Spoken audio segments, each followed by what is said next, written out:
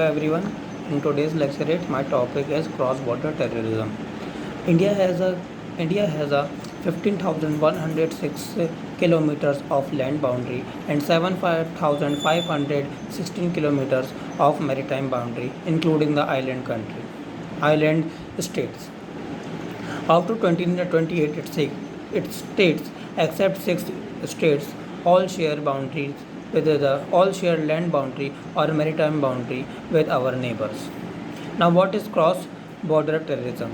The term cross-border terrorism implies a movement or an activity of across a border between the two countries. Cross-border terrorism is a form in which soil of one country used to threaten the people of another country.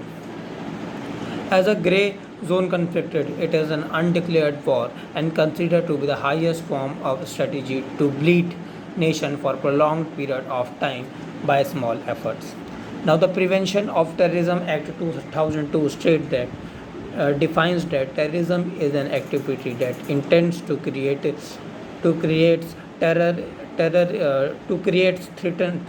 intends to threaten the unity, integrity, security and sovereignty of a country and intimidating the people and creating fear on the mind.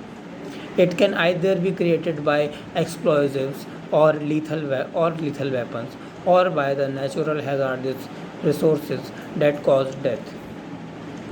What are the factors facilitating cross-border incursions? Now, first is porous boundary.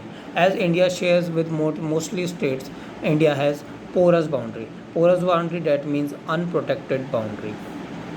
In that type of boundary, it can't be physically wired because of the complexity of geography in that area. Second is, it can't be easily secured by our security forces, and they can't move in all the boundaries because due to the mountainous hills, snow and desert and that type of area that create a hindrance in our forces. Now, support from non-state actors. As India has a prolonged discordant relationship with Pakistan. Pakistan aid many terror groups like Jaish-e-Mohammed, and many more. So, it gives them a financial support, terrors, and also weapons, ammunition, hazardous things, food, and logistic material in which they can act a terror activity out. Third is internal support. Some of the miscreants in our societies used to send the secret messages from our country and secrecy to the another countries like Pakistan. These all are the cross-border terrorism activity that is prevalence in India. Thank you.